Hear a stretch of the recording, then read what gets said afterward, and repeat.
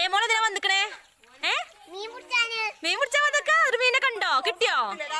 അതിലുണ്ടോ മീനുണ്ടോ? Guys മീന് ഇത് തോടോ പുഴയൊന്നുമല്ല, എൻ്റെ പേരൻ്റെ പിന്നാമ്പുറമാണ് ഗൈസ്. പിന്നാമ്പുറം ഇവിടെ നല്ല ഉറവാണ്. ഞങ്ങൾ ഈ വീടിനെ അങ്ങോട്ട് പറയാം ഉറവന്തൊടു എന്ന് പറയാം. ഉറവന്തൊടു എന്ന് പറയാം. ഉറവുള്ള തൊടു ഉറവന്തൊടു ആയതാണ്. അപ്പോൾ മഴക്കാലമായി കഴിഞ്ഞാൽ ഇങ്ങനത്തെ ചില പ്രതിഭാസങ്ങളൊക്കെ ഇവിടെ കാണുന്നത്. മീനാണോ ഇനി തവളപ്പൊട്ടനാണോ എന്ന് എനിക്കറിയില്ല. തവളൻ്റെ ചെറിയ വെർച്ച ഉണ്ടാവുമല്ലോ, അതാണോ എന്ന് എനിക്ക് മനസ്സിലാവുന്നില്ല. പണ്ട് എന്തായാലും തോട്ടിലൊക്കെ പോയിട്ട് ഇങ്ങനത്തെ സാധനങ്ങളെ പിടിച്ചുകൊണ്ട് കുപ്പിയിൽ പിടിച്ചുകൊണ്ട് കിണറ്റിലൊക്കെ കൊണ്ടുവന്നിടുമായിരുന്നു. ഇഷ്ടം പോലെ ഉണ്ട്, ഇഷ്ടം പോലെ എല്ലായിടത്തുണ്ട്. ഇന്നത് ശ്രദ്ധിച്ചത് കുറേ വർഷങ്ങൾക്ക് മുന്നെയാണ് ഇങ്ങനെ കണ്ടിട്ടുണ്ടായിരുന്നു. പിന്നെ ഞാനിതുപോലെ ശ്രദ്ധിച്ചിട്ടില്ല.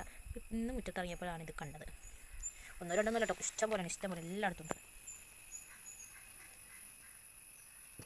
ഉറവ് വന്ന് പുല്ലൊക്കെ മുളച്ച് വീടൊരു കാടായി മാറിയിട്ടുണ്ട്. ഇന്ന് ഉമ്മാൻ്റെ അയൽക്കോട്ടുണ്ടായിരുന്നു. അപ്പോൾ ഉമ്മാൻ്റെ ചങ്ങാഴ്ചകളെല്ലാവരും പിടിച്ചോണ്ട് ഞാൻ ഇവിടെ നിന്ന് മീൻ പിടിക്കുകയാണ്.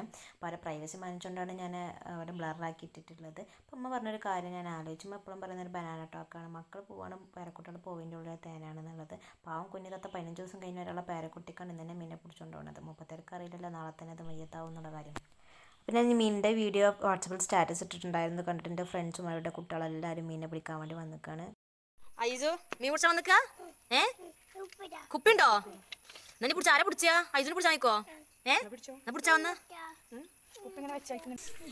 ഇതിൽ കാണുന്ന കുട്ടികളൊക്കെ എൻ്റെ ചങ്ങാഴ്ചകളെ കുട്ടികൾ തന്നെയാണ്. കുറച്ച് കൊല്ലം മുന്നേ ഇവരെ ഉമ്മാൻ്റെ കൂടെയാണ് ഞാൻ മീൻ പിടിച്ചിരുന്നതും കളിച്ചിരുന്നതൊക്കെ. ഇപ്പം ഞാൻ ഇവരെ കൂടെയാണ് മീൻ പിടിക്കുന്നതും കളിക്കണമൊക്കെ. അത്രേ ഉള്ളൂ വ്യത്യാസം. കാലം പോയൊരു പോക്കേ.